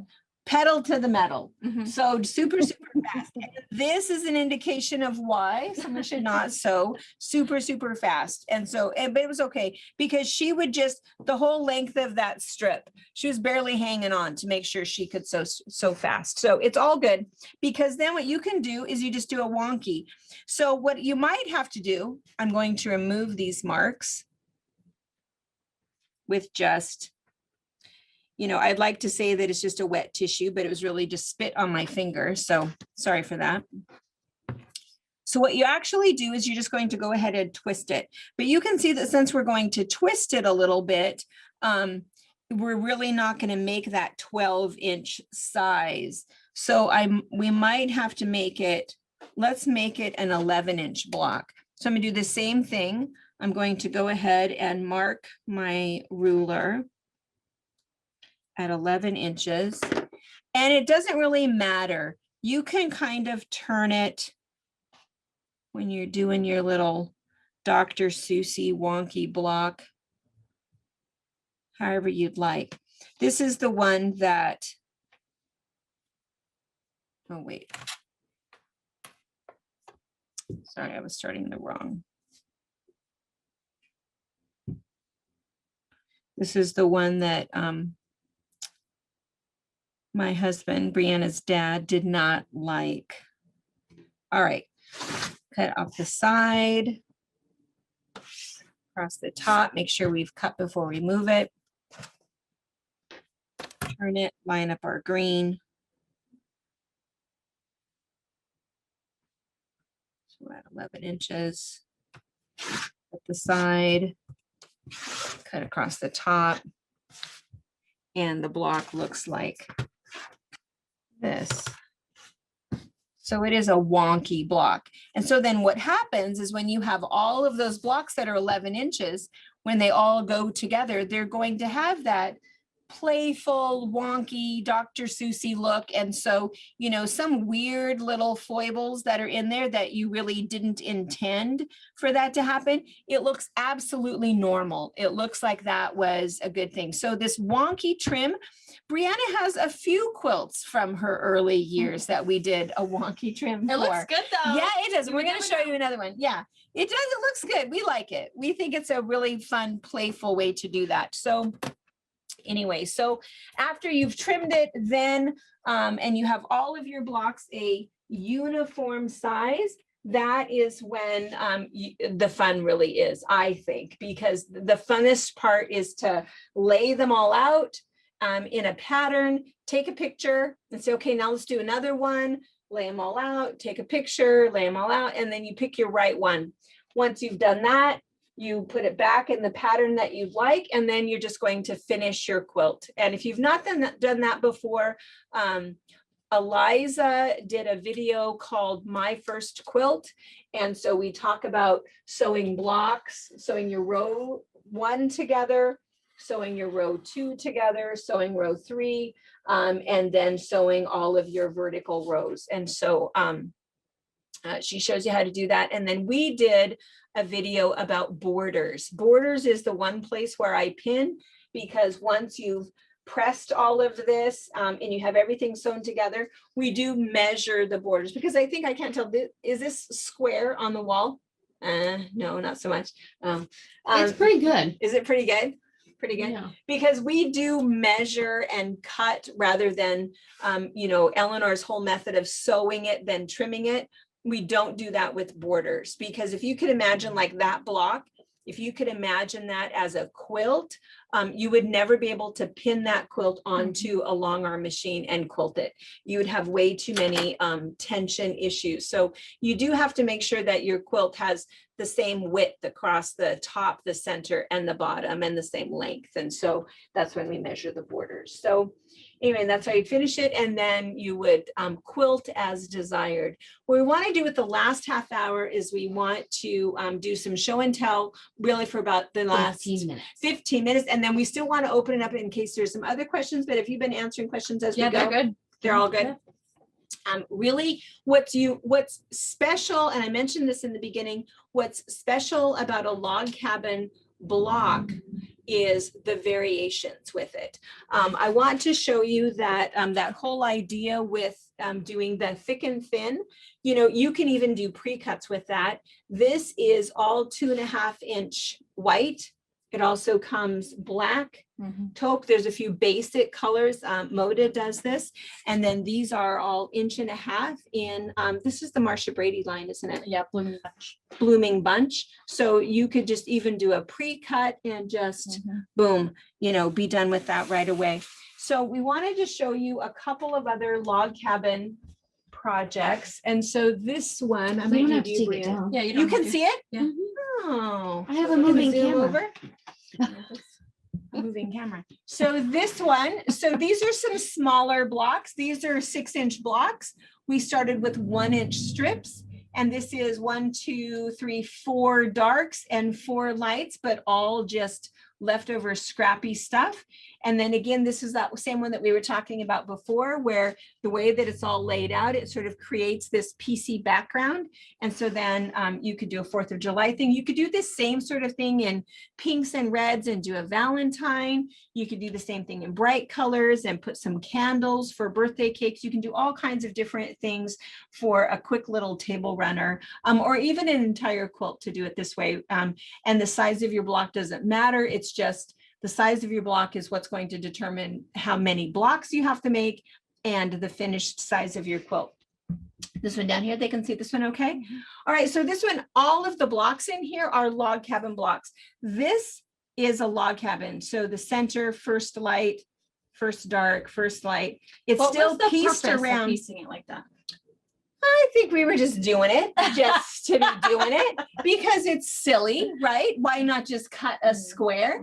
But I think it was just to demonstrate that this is a log cabined block.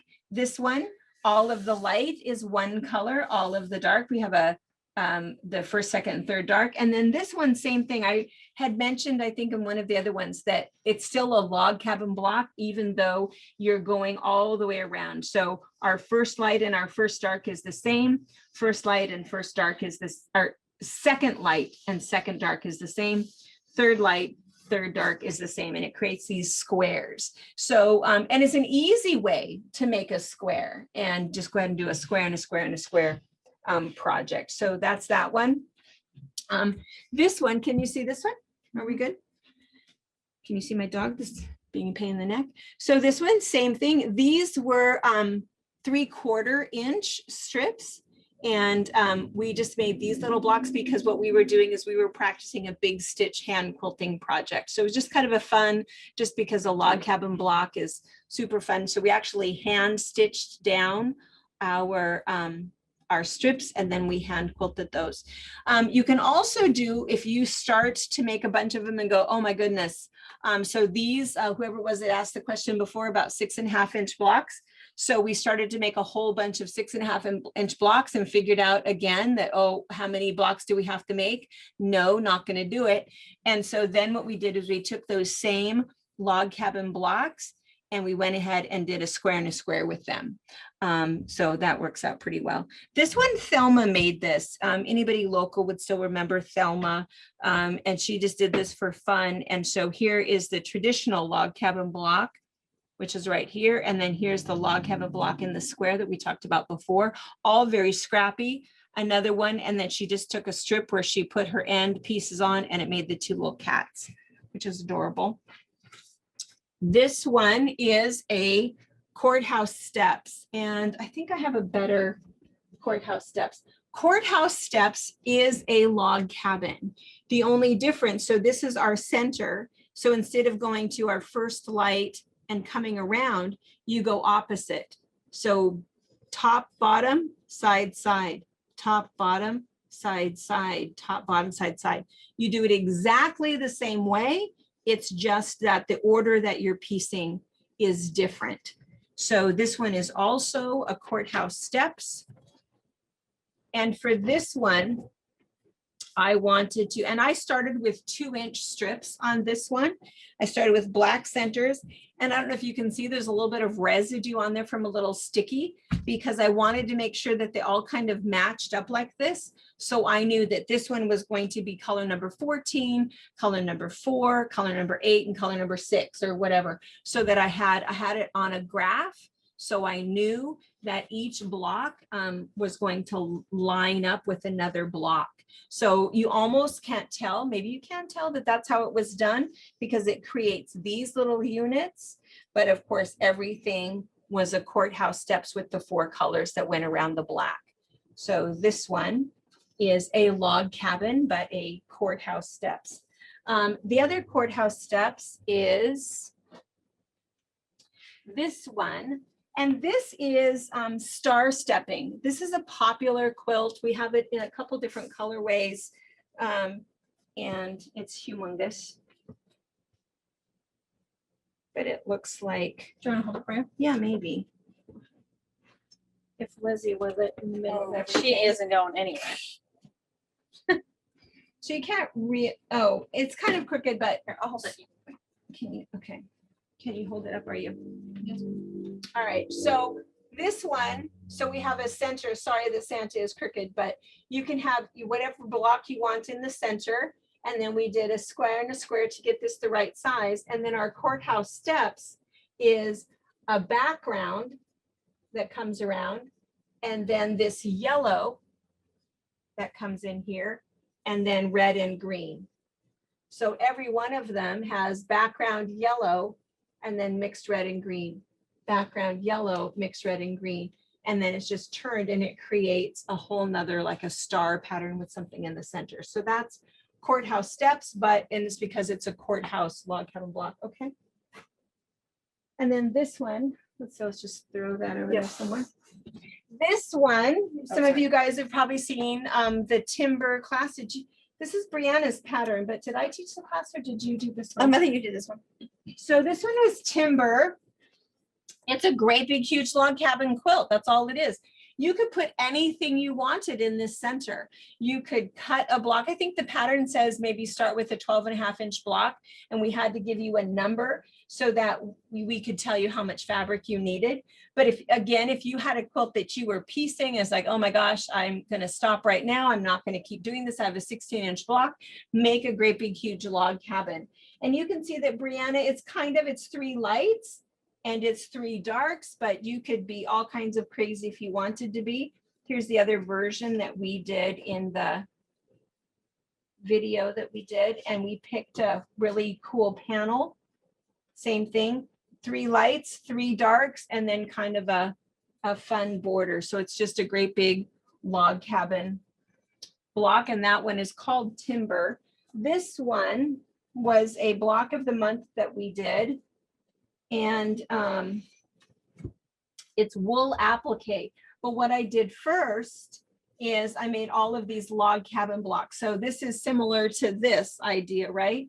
So these were all 2.5-inch strips, but my centers were 3.5-inch squares, because your center can be any size you want it to be. So all of these, same thing, are positioned so that it created this blank area in the center, perfect for some appliques. And then we did these wool appliques on there.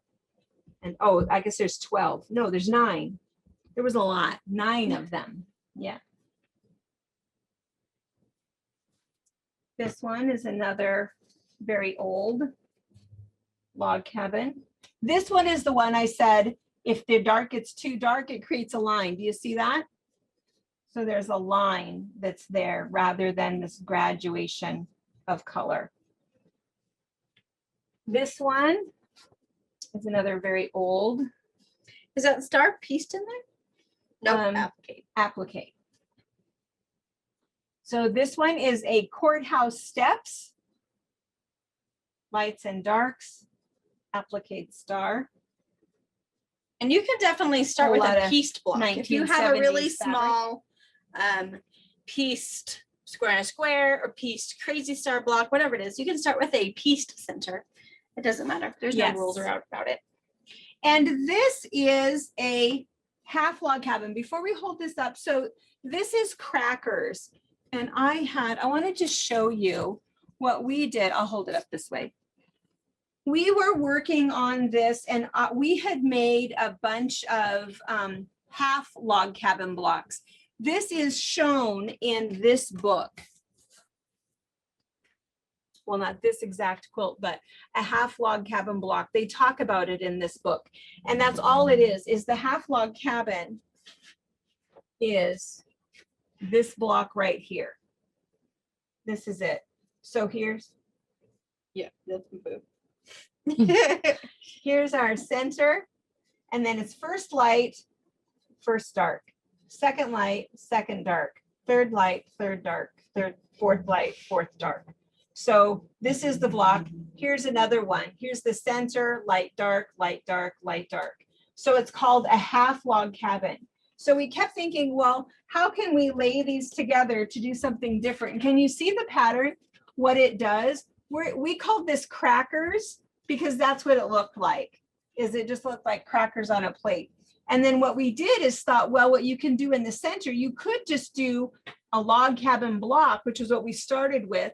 And then we decided what a great opportunity to use up a panel or some blocks. And so this is an 8-inch block. And so we just needed to get this to 8-inch. So if you had a panel that had 6-inch blocks, you had to just put a little bit of a border around it.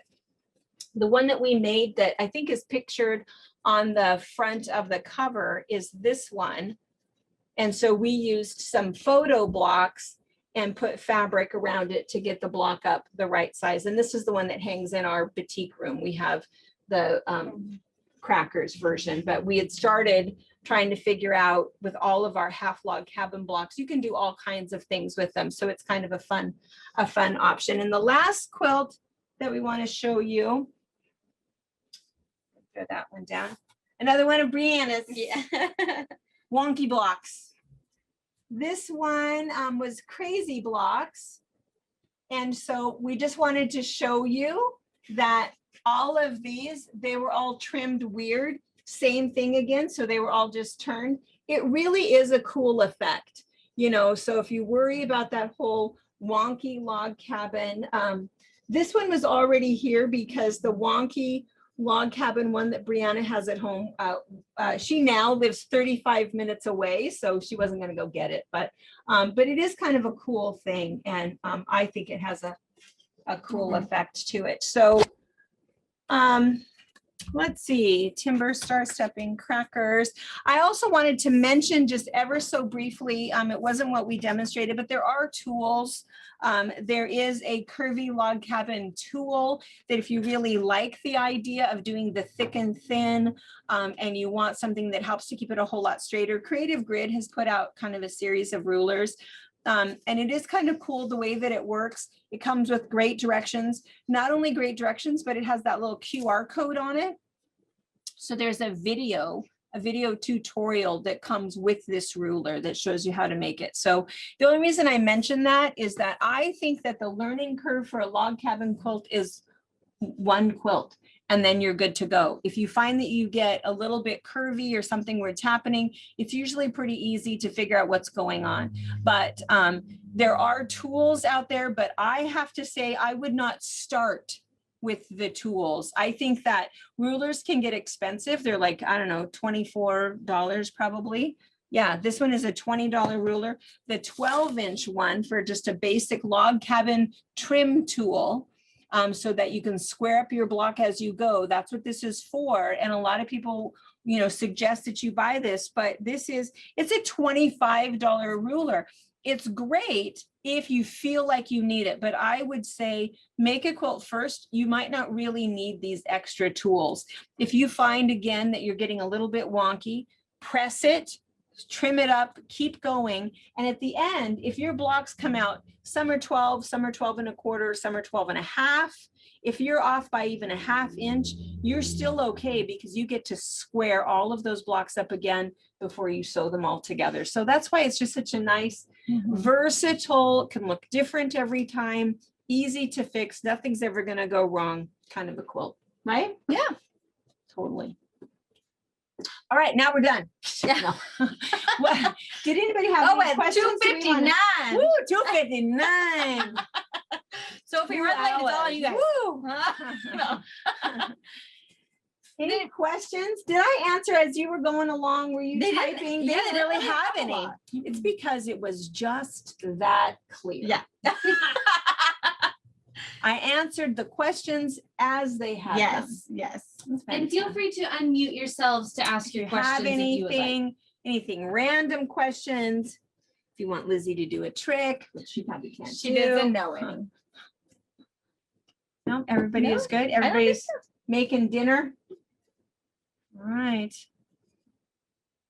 Right, in a couple more minutes. Nope, everybody's good. I think So that we're was going good. to, so if you're thinking, if you have any questions, and again, I know that a lot of what happens is people watch first because, and we get that because otherwise people will pick out all of their fabric and go, oh my gosh, I wish I would have known that I could have done that one. And so that's why it's nice to watch first, get a couple of ideas about what you really want to make. And then piece, do all of your piecing afterwards. Did I hear voices? Does somebody have a question? Marlene, do you have a question? I saw you unmuted yourself. Yes. Yeah. So it doesn't matter what size center I begin with. No. You know, if I want to do a 4-inch center and then I just use strips, 2.5 or whatever size I want. Yep. Until I get the block size that I want. Right. As long as you Or are finished block. the key to that is doing, you know how I said, I kept saying, and get all 24 blocks done, and then get all 24 Yeah. blocks done. If you're doing it assembly line like that, whatever size you start with, whatever size your strips are, when you're done, all of those blocks should be within 1/4 inch of the same size of each other. And so it won't matter. So whatever will happen, if you trim all your blocks and they're 13.5 inches or 15.25 inches, it doesn't matter because then they're all going to fit together when you put them all together. So that's exactly right. Any size strip, any size center. Yeah. I have a Because I was thinking question. of doing pillows. So like cushion covers. Yeah, just keep going around.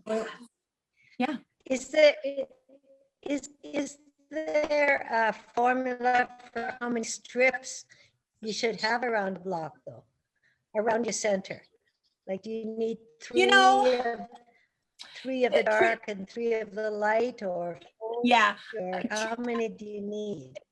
Traditionally, it's 3 or 4. 3 lights or 4 lights, 3 darks or 4 darks is traditional, but we've done lots of variations of that. We've seen a quilt that the entire quilt was 1-inch strips and it was 1 log cabin Yeah. block. And it was beautiful. So again, even with that, it's kind of whatever you want. But I think traditionally it's 3 or 4 strips all the way around. The other thing too is people will say, somebody's going to ask, well, if I have a bunch of scraps, about how much fabric do I need? And we always tell everybody that for a roughly, a lot of it depends on how many seams and how much waste you have, but roughly for a twin size quilt, you're going to need about 4 yards of fabric. For a queen size quilt, you're going to need roughly about 8 yards of fabric. And for a king, you're going to need roughly 10 yards of fabric. So if you've got, you know, about 5, if you're making a king size, if you've got roughly 5 yards of lights and 5 yards of mixed darks, you won't run out and you'll be fine. But what we do find is that when you sew from your stash, it like multiplies. It's the weirdest thing that you get all this stuff thinking you're going to use up all these leftovers, and you get done with your quilt and you swear you have at least as much as what you started with. We don't know why that is, but it happens. Okay, thank you. You're welcome. Was that Liz? That No, was this Simone. one. Simone, you sound just like Liz. We haven't heard Liz yet. I've thought a couple times that was Liz. Any other questions? Great. And then if you guys, when we send you the email, if you have any further questions after you rewatch it or start sewing, just shoot us an email, or we're here during the week if you want to give us a call, and we can help you. You can email Cindy@fabricpatch.net, Brianna, 2 N's, @fabricpatch.net, Brittany, 2 T's, or info@fabricpatch.net. And Deb oftentimes answers that one or forwards it. Thank you for watching our video. We invite you to leave a comment, hit the like button, or better yet, subscribe to our channel so you never miss an episode. You can also visit our Instagram, Twitter, Facebook, or Pinterest pages, or find all of those things and our online store at fabricpatch.net.